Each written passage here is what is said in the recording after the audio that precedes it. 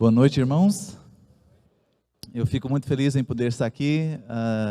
Todos nós passamos pelo mesmo momento, né, da pandemia, e cada um vive o seu drama, né, os seus desafios, mas graças a Deus não estamos sozinhos. Nessa época nós temos a igreja, nós temos a comunidade, e isso é o maior presente que Deus nos dá. Nós fomos criados para nos relacionarmos com os outros, né? Nós fomos criados para termos comunhão com Deus, mas também uns com os outros.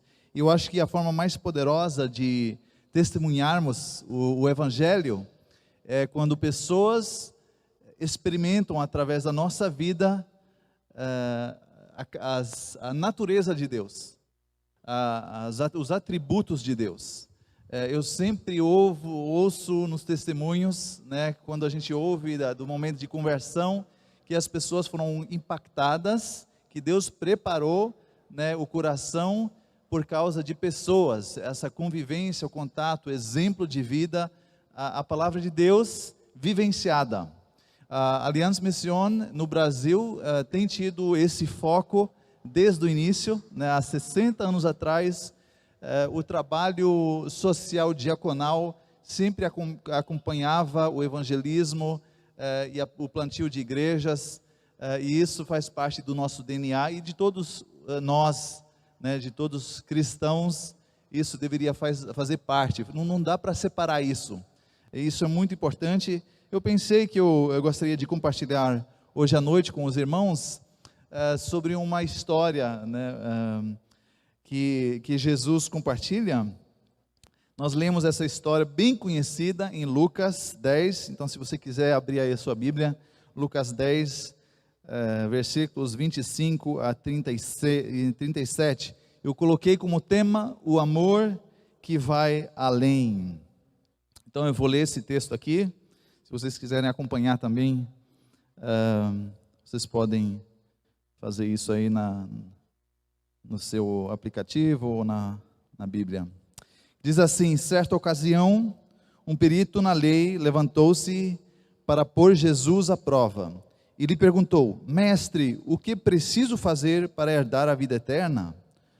O que está escrito na lei? Respondeu Jesus. Como você a lê?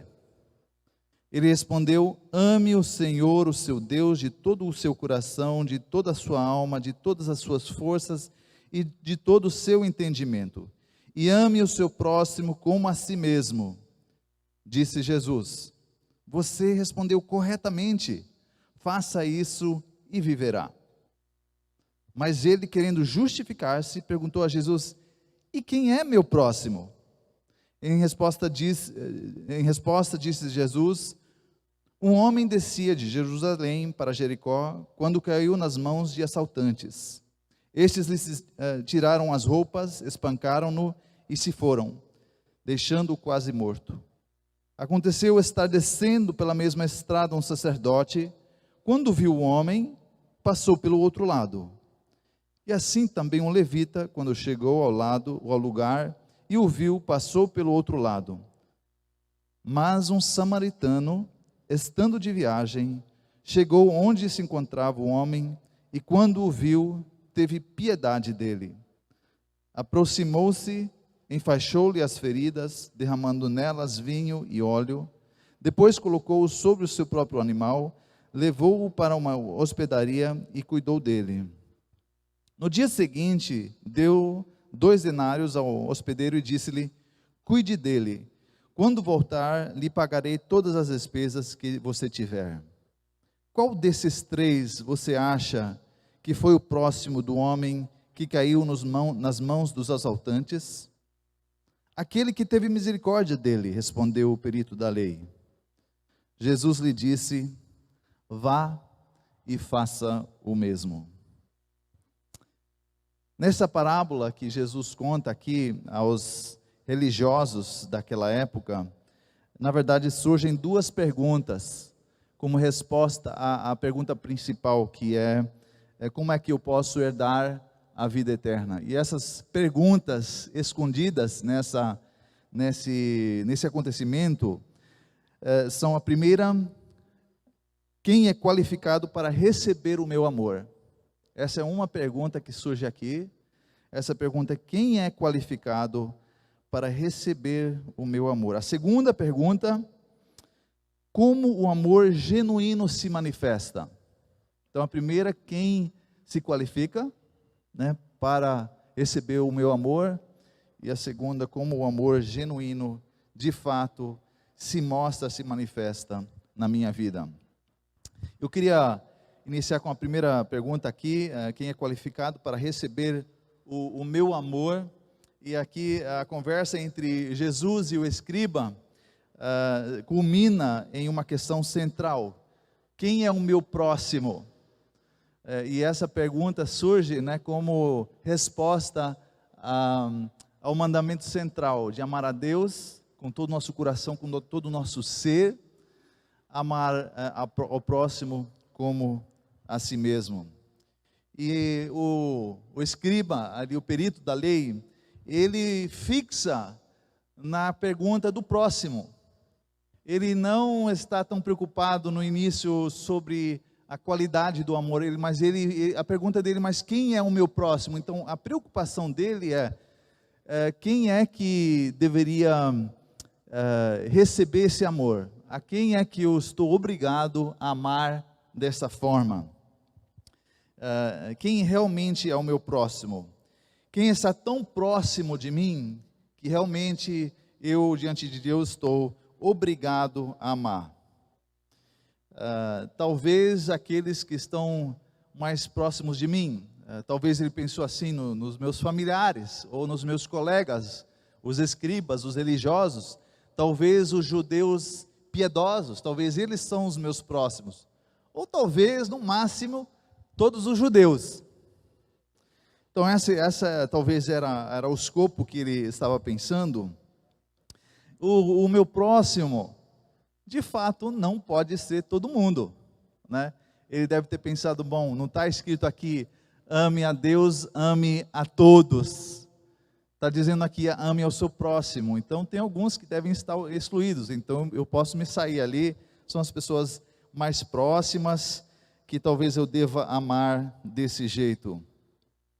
E Jesus, então, ele responde com essa história impressionante. Jesus diz: um homem viaja de Jerusalém a Jericó. É interessante saber um pouco o contexto, né, geográfico. Jerusalém fica localizado uns 1.000 metros acima do nível do mar. Jericó fica, ao contrário, 300 a 350 metros abaixo do nível do mar. E a distância entre as duas cidades é mais ou menos 27 quilômetros. Em 2002, 2003, quando eu cheguei ao Brasil, nós moramos em São Paulo e sempre viajávamos a Curitiba. E naquela época era perigoso viajar de São Paulo a Curitiba de carro, porque essa estrada era chamada a Estrada da Morte. Muitas pessoas morriam nesse trajeto. Talvez naquela época esse caminho, essa estrada, poderia também ser chamada a Estrada da Morte, porque era um trajetório bastante desafiador, uma caminhada, um caminho perigoso, né, por causa talvez dos abismos. Era um ambiente inóspito, cavernas ou rochas, os assaltantes poderiam se esconder. Enfim, era uma caminhada que você não só fazia assim, você talvez não caminhava sozinho por essa estrada. E nesse contexto, então, lembrando, né, desse ambiente, nós vemos que isso de fato aconteceu com esse homem. Ele foi atacado, espancado e deixado quase morto ali na beira da estrada. Pessoas ao nosso redor se encontram talvez em situação semelhante. Talvez você tenha um colega ali que trabalha junto com você que é workaholic. Talvez é uma fuga de um conflito, da situação de sua família, ou talvez ele tem sonhos que ele quer alcançar, ele trabalha e ele não consegue e começa a experimentar o burnout. ele está ali pedindo socorro. Talvez você conhece alguém que é desempregado e ele sinaliza que perdendo o emprego, perdendo a base, né, para viver, especialmente na pandemia, a gente vê muito isso, pessoas perdendo tudo, ou os desastres que a gente vê aí no mundo acontecendo, e essa pessoa, ela chega na situação de dizer assim, eu perdi todo o meu investimento. E muita gente chega no momento de dizer assim, eu não tenho mais perspectiva. E querem desistir, não só, talvez, né, de ter uma perspectiva, mas desistir da vida. Ou talvez, né, uma solteira, o solteiro que você conhece, que está sozinho, na solidão, desesperadamente procurando alguém com o qual pode compartilhar a sua vida, luta com a solidão. Ou talvez você tenha um vizinho que está em crise de casamento, já na beira, né, de querer se divorciar, não consegue solucionar essa situação e está ali lutando com essa situação. Talvez um visitante novo, né, que vem para a igreja, acabou de chegar para a cidade e não tem ninguém, procura um vínculo, procura uma comunidade e está ali nessa situação. Ou talvez o adolescente, né, que busca refúgio nos games, em outros vícios, o álcool, drogas, porque talvez não consegue lidar com a realidade da vida desestruturada. E assim a gente tem muitas situações, né, que talvez se assemelham a essa situação que nós ouvimos aqui. Talvez sejam os quase mortos na beira da nossa caminhada, da nossa estrada da vida. E o que vocês acham que essas pessoas que nós encontramos no dia a dia podem estar esperando de nós, da nossa fé, a qual nós queremos compartilhar? O que elas talvez estejam esperando de nós que conhecemos o Evangelho que liberta? E interessante aqui, Jesus então conta essa história, e essa história bem no início já traz esperança. Aqui Jesus, ele continua no versículo 31, falando: aconteceu porém que um sacerdote desceu a mesma estrada. Ali está o caído, né, o ferido, e passa nessa situação um sacerdote. Eu posso imaginar que os ouvintes ali, quando Jesus conta essa história, já começaram a criar esperança, né, talvez torcendo pelo ferido ali, porque aí vem um homem que realmente é um homem que é um servo de Deus, um homem que traz sacrifícios, oferece sacrifícios no templo em prol das pessoas, um homem que intercede pelas pessoas em oração diante de Deus, alguém que era um modelo de virtude espiritual, né? Alguém que é um homem que teme a Deus, um exemplo, ou talvez um justo, um exemplo na espiritualidade. Puxa, que bênção, né? Que sorte, a gente poderia dizer. Aqui vem a pessoa que conhece o Antigo Testamento, a palavra de Deus, que diz em Levítico 19, ele sabia, né, que Levítico 19, 34 diz que quando você vê um estrangeiro que é necessitado, você deve socorrê-lo, você deve ir ali e ajudar esse estrangeiro. Isso aí é um verdadeiro motivo de esperança, mas a gente logo vê que, na verdade, essa esperança é de curta duração. Esse homem de Deus chega a essa situação, vê esse homem caído ali e simplesmente passa de lado. E pouco tempo depois, não sei como, se eu penso assim, como é que esse ferido deve ter percebido toda essa situação, né? Caído ali, ferido, desesperado, de repente vem esse homem de Deus, puxa, veio a solução, veio a minha salvação.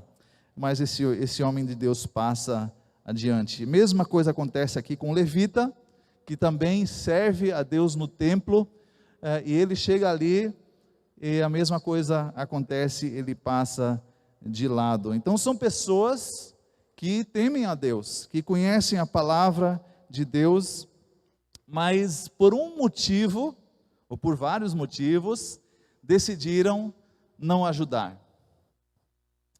Quando a gente pensa assim, puxa, mas por que alguém assim não faria isso? Nós aqui, quando nós lemos essa história, a gente logo já vem com julgamento em cima desses religiosos. É muito fácil julgar, mas é bom a gente pelo menos pensar assim, o que poderia levar alguém assim a não ajudar, a ter essa atitude. E eu creio que com certeza o medo era um fator. Imagina, você chega ali, você vê essa situação, e o que você pensa? Cadê? Cadê os assaltantes? Se eu ajudar aqui, o que vai acontecer comigo? Então, provavelmente eles pensaram assim, isso é muito arriscado para mim pessoalmente, talvez venha um outro ali, talvez venha um grupo, que possa socorrer, mas para mim é muito arriscado, e talvez decide não ajudar. Ou talvez a pessoa, esse religioso pensa assim, não, peraí, eu sou homem de Deus, eu tenho status, eu tenho uma importância, eu tenho uma função singular no povo de Deus. Se eu agora tiver contato com esse ferido, o que vai acontecer? Esse ferido vai me contaminar. Como é que eu vou, como contaminado, impuro, servir a Deus? Vai acabar com a minha oportunidade de servir a Deus. Talvez foi essa um pensamento. Talvez ele falou assim, puxa, eu estou atrasado, eu preciso servir a Deus, eu não tenho tempo, eu tenho outros compromissos que têm prioridade, e aí o sacerdote passa por ali sem atuar. Eu posso, de repente, correr o risco de me contaminar, de me sujar, de desperdiçar o meu tempo valioso, talvez até dinheiro, você pensa, puxa, o que eu preciso ajudar, não estou com dinheiro ali para ajudar, não sei. Mas eu fico pensando nesses religiosos, e em vez de a gente tacar a pedra, a gente deveria pensar assim, peraí, e se fosse eu? Se fosse eu nessa situação? E aí vamos além, onde no nosso dia a dia, a gente chega nessas situações. Eu acabei de citar alguns casos, não dramáticos, alguns casos do dia a dia, onde a gente encontra feridos ao lado da nossa estrada ali. Então eu acho que esse texto é um grande desafio para mim e para você também. Importante realmente pensarmos e nos colocarmos aí na situação desses religiosos. E às vezes nós mesmos somos incoerentes, especialmente quando nós lemos a Bíblia, porque nós não aplicamos os mesmos critérios para a nossa vida como nós aplicamos ali quando nós lemos essas histórias. O fato é que, na verdade, o sacerdote e o levita não sentiam amor por esse homem, esse coitado que estava ali sangrando, deitado ao lado do caminho. Eles não sentiam empatia, simpatia por esse homem. Eu gostaria de convidar vocês a dar uma olhada mais específica, como é que nós, quando nós enfrentamos situações assim, o que pode nos ajudar a mudarmos a nossa atitude, a não cairmos na mesma rotina, de simplesmente pegarmos o caminho mais fácil, pensando que talvez o outro pode nos ajudar. Como é que podemos, de fato, o que pode nos ajudar nessa situação? A questão aqui, que fica bem claro, é a questão que nós precisamos nos perguntar se a pergunta que nós temos é que quem se qualifica para o nosso amor, quem merece o meu amor, então nós estamos fazendo a pergunta errada. a nossa atitude, o nosso comportamento, na verdade, manifesta quem nós somos, não quem nós devemos amar. Se a pessoa que está ao nosso lado merece o amor, a forma como nós interagimos demonstra claramente quem nós somos. E é interessante que aqui se manifesta, nessas três personagens nessa história, se manifesta uma postura ou talvez uma filosofia de vida muito interessante. Então existem três posturas aqui que ficam bem claras. A postura do ladrão. Que tipo de postura o ladrão tem? Eu tomo o que é seu. Essa é a filosofia de vida do ladrão. Ele aprendeu assim: eu vou me dar bem na vida se eu tomar de você, o que é seu, para mim o que é teu. Mas também talvez o sacerdote e o levita tiveram uma filosofia de vida. Talvez ela foi: eu protejo o que é meu. Talvez já chega mais próximo a nós, né? Nós somos pessoas às vezes que nós queremos proteger aquilo que Deus nos deu, né? Que nós temos. Pode ser uma filosofia de vida: eu protejo o que é meu. E o samaritano, que filosofia de vida ele tem? Aqui na história fica bem claro que a filosofia dele é: eu compartilho com você aquilo que Deus me deu. São três posturas diferentes, e eu acredito que na espontaneidade, né, na ocasião não planejada, na surpresa, é que geralmente se revela a nossa atitude do coração, né, a nossa filosofia de vida. Então, aqui nós vemos que Jesus ele continua a história e então apresenta o samaritano. Aqueles que ouviram a história provavelmente pensavam assim: puxa, o cara está aflito, né? Agora vem esse samaritano. E naquela época o samaritano era odiado, era um pagão, não se comungava com o samaritano, né? Nada se esperava de um samaritano. E aqui Jesus usa o samaritano para demonstrar um princípio bíblico. Então esse homem odiado, esse homem que na verdade não se esperava nada dele, é o que realmente responde de uma forma diferente.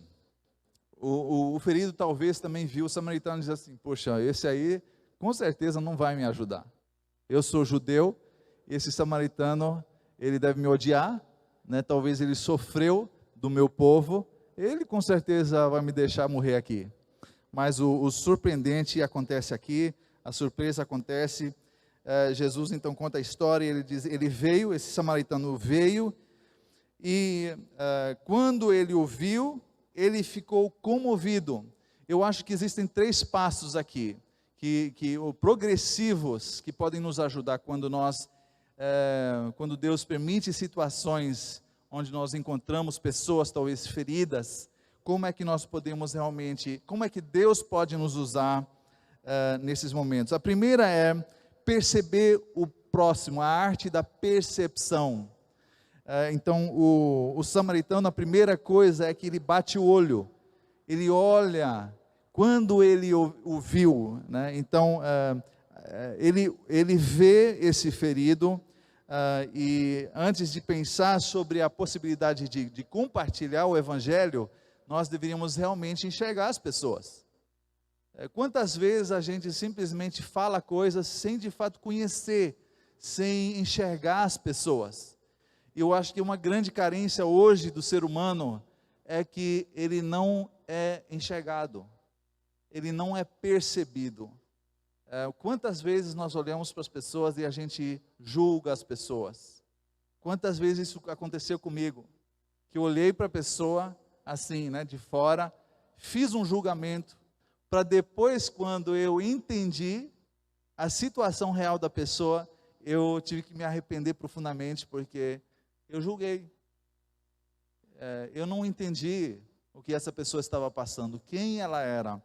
O primeiro princípio é o princípio da simpatia, que é uma decisão consciente de dar atenção e de entrar em contato. Então, o primeiro passo, se você quer realmente ajudar alguém, você precisa primeiro perceber. E quantas vezes Deus coloca pessoas na nossa vida e a gente passa por elas, talvez pessoas com profundas feridas, sofrendo, e a gente não percebe.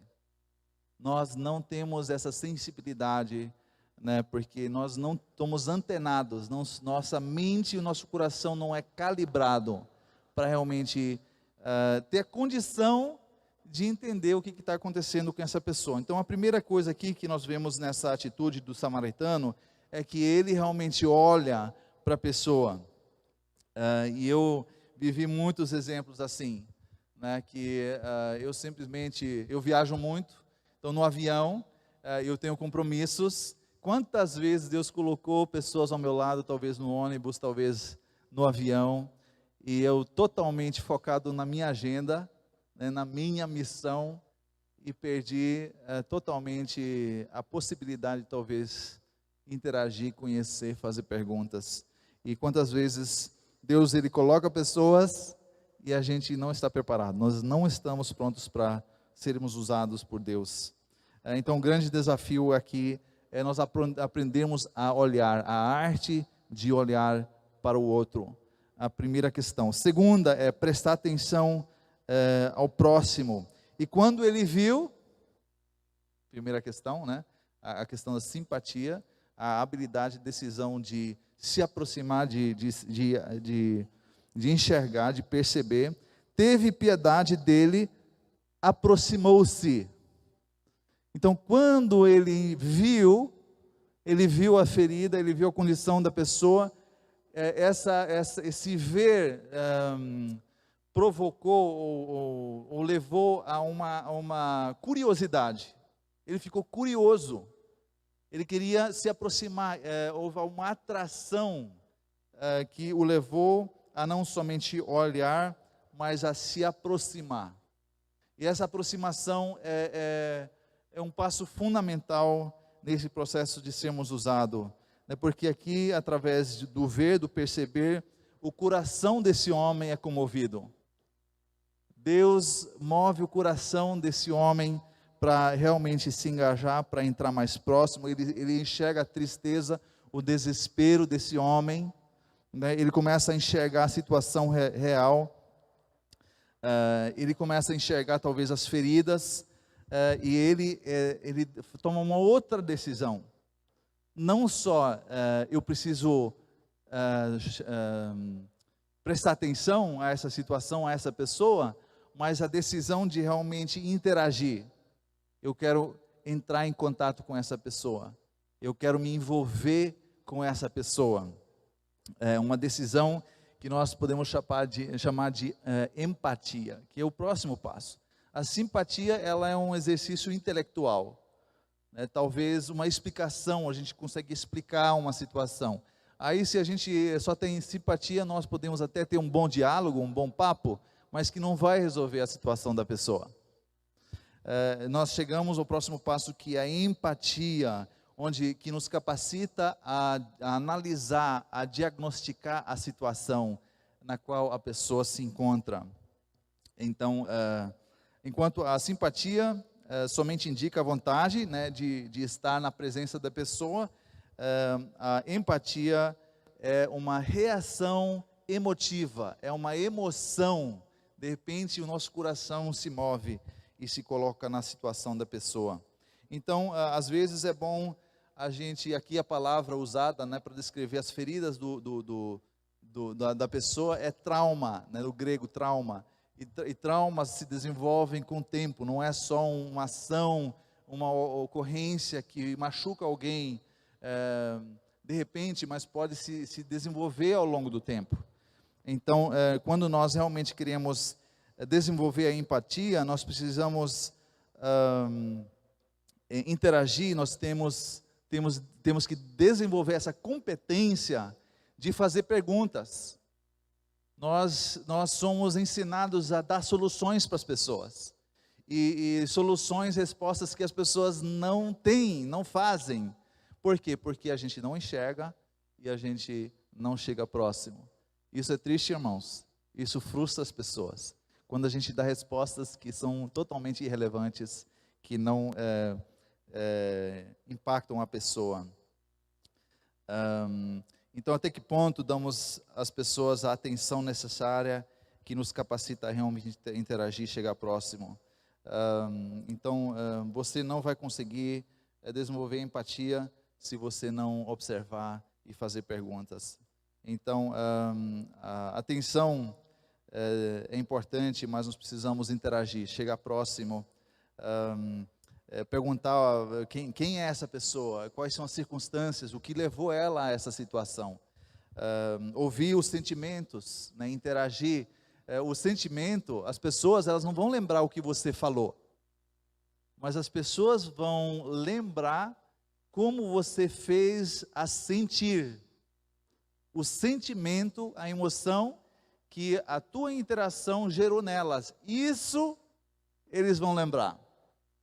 Não o que você prega, não o que você diz, as tuas teorias, os teus conceitos bonitos, mas a emoção que gera através da interação, através do relacionamento. Então nós chegamos aqui à empatia, mas não pode ficar por aí, porque até isso não vai mudar a situação da pessoa. É necessário chegar ao terceiro passo, que é demonstrar compaixão. Ele aproximou-se e cuidou dele. Então nós vemos aqui, eu acho bem interessante a palavra compaixão, né? A misericórdia, ter um coração pela miséria, isso significa misericórdia, compaixão. E interessante que esse texto, ele toma bastante espaço para descrever o que especificamente esse samaritano está fazendo para ajudar essa pessoa. Então tem um monte de coisa aqui. Ele enfaixa-lhes as feridas, derrama vinho e óleo, coloca-o sobre o seu próprio animal, leva-o para uma hospedaria, cuida dele, dá dinheiro, etc. Então coisas muito práticas, muito específicas. Não precisava ter essa lista aqui, mas está aqui. Então a ajuda prática, ela é específica.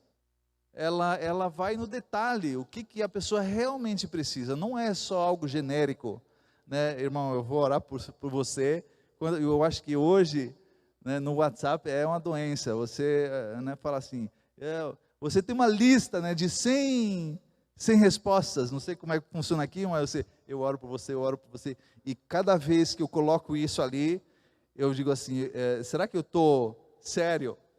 Eu vou me de fato comprometer? Se eu não conseguir me comprometer, eu não vou escrever isso.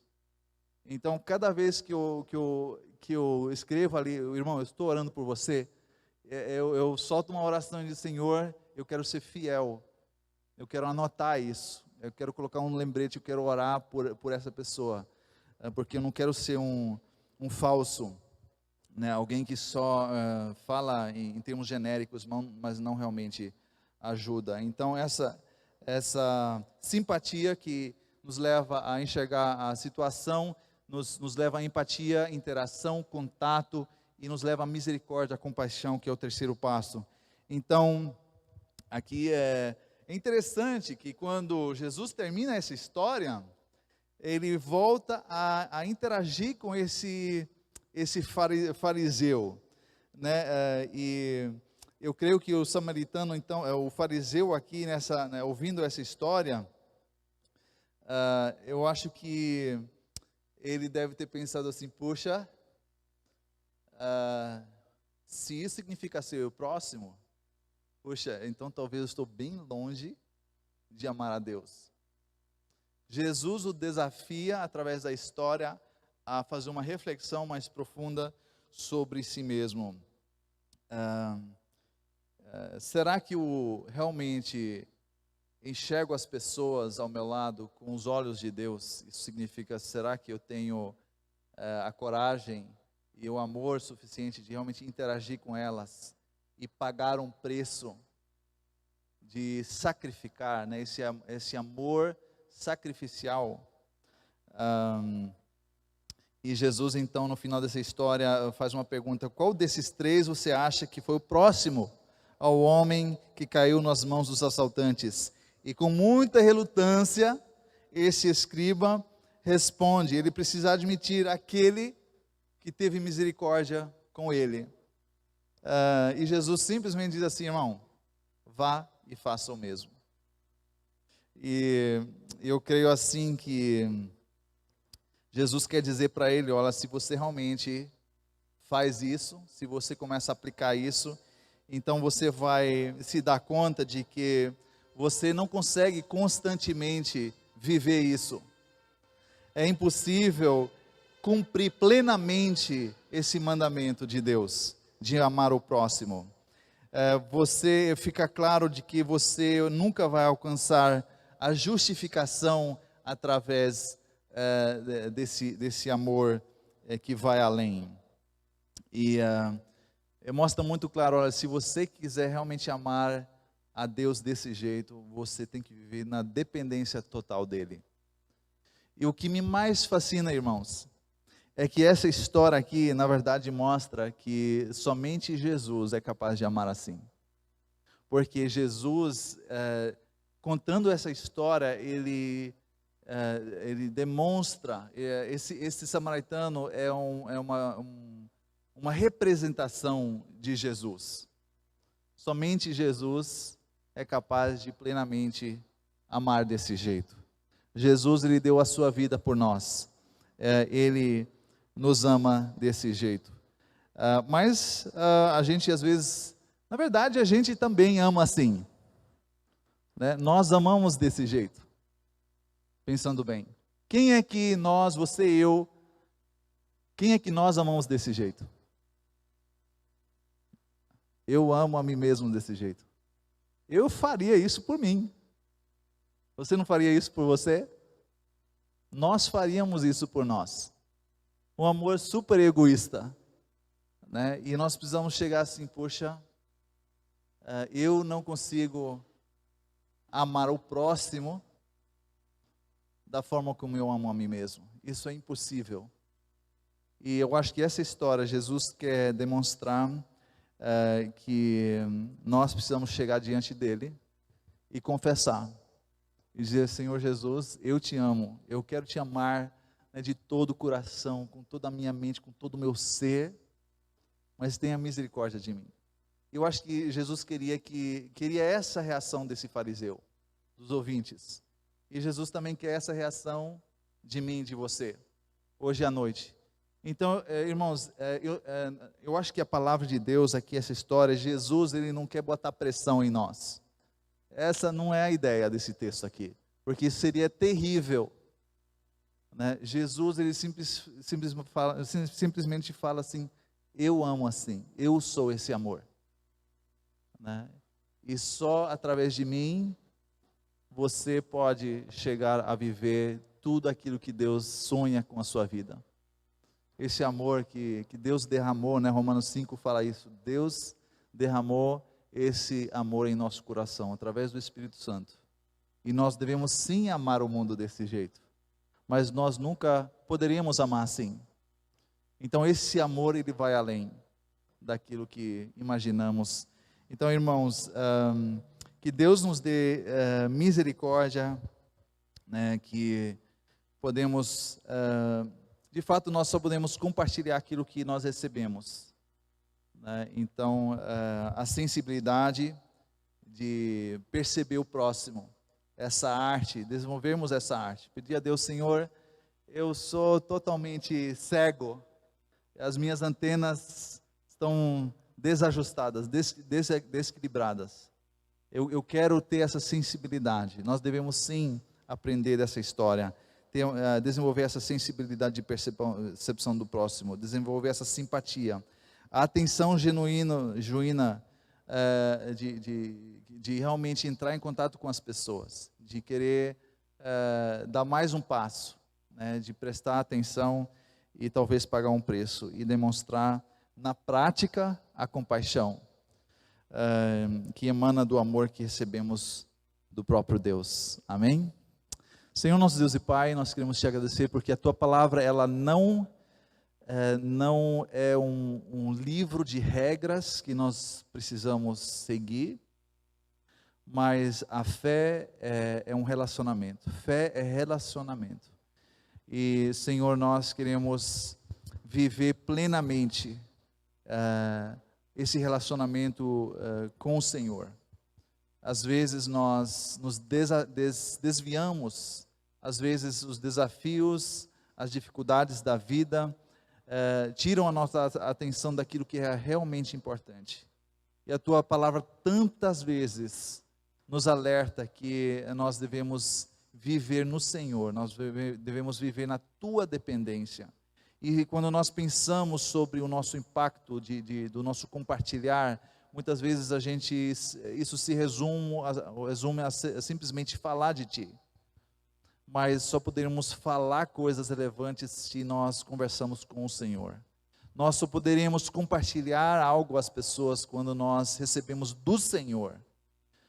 E, Senhor, eu quero te pedir que o nosso testemunho cristão possa se tornar um testemunho vibrante, que é baseado em relacionamentos, no toque. E agora nessa pandemia isso é um grande desafio. Nos dê criatividade para podermos alcançar o coração das pessoas que talvez estão longe de talvez ler a palavra de Deus, de talvez ouvir ou assistir um culto. Mas as pessoas que estão ao nosso redor, às vezes são as pessoas mais próximas de nós. O nosso cônjuge, os nossos filhos, os nossos amigos. Senhor, tenha misericórdia, nos dê realmente esse amor que parte do nosso relacionamento diário e da nossa intimidade que temos no Senhor. Te agradecemos, Senhor, pela Tua graça e a Tua misericórdia, o Teu grande amor. Em nome de Jesus oramos. Amém.